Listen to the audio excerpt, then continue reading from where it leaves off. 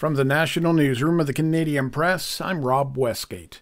The first debate between Joe Biden and Donald Trump saw both leaders criticize the other's legacy in the Oval Office, but it also received a mixed response from some supporters. The Thursday night matchup in Atlanta saw Joe Biden and Donald Trump lay out some of their priorities and take barbs ahead of the November election. But at a watch party in South Philadelphia, Danina Moore felt uneasy with 81-year-old Biden's uneven performance. Hopefully, Biden get pulled off. George Williams says he thought Trump walked away the more competent debater. I think Trump did well tonight. Pennsylvania has turned into a battleground state that could be important to win the presidency. Trump took it in 2016 before it swung back to Biden in 2020.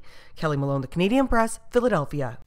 Canada Day is fast approaching, and the country's fire chiefs are reminding the public about the safe use of fireworks.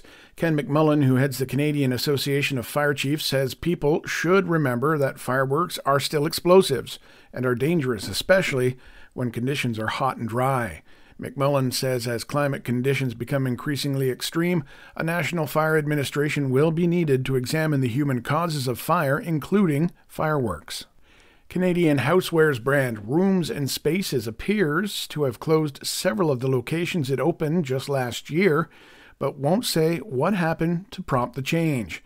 Joanne McNeish, an associate professor at Toronto Metropolitan University, specializing in marketing, figures the closures were linked to the state of the retail landscape.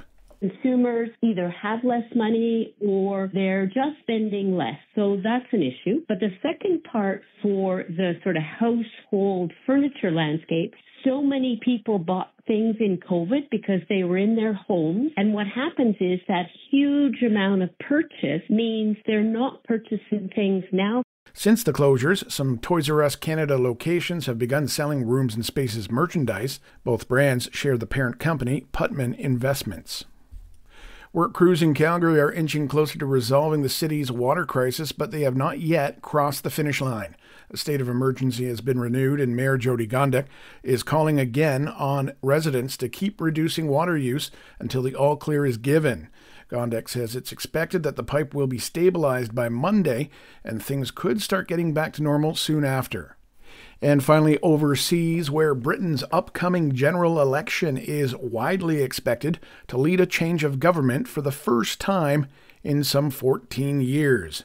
Now, many analysts say it'll be one of that country's most consequential elections since the end of the Second World War. That was July 1945, when the Labour Party won big against the Conservatives and war hero Winston Churchill. This is the Canadian Press. In sports, Colorado's Nathan MacKinnon is being rewarded for his stellar 140-point NHL season. He is the winner of the Hart Trophy as league MVP.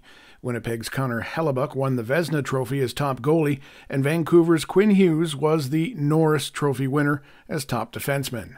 The San Jose Sharks, meantime, have the first overall pick in tonight's NHL draft, which is in Las Vegas. Boston University center Macklin Celebrini is expected to be the top selection. It could also be a very busy weekend on the trade front. The Calgary Flames dealt forward Andrew Mangiapane to Washington last night for a second-round pick in next year's draft. BC kicker Sean White remains perfect on the season. He hit the game-winning field goal to give the Lions a 24-21 victory over the Edmonton Elks. And the Toronto Blue Jays have a modest 2-game win streak going after a 9-2 rout of the New York Yankees. From the Canadian Press, I'm Rob Westgate. Thanks for listening. Don't forget to follow and subscribe. For more of today's top stories, visit thecanadianpressnews.ca.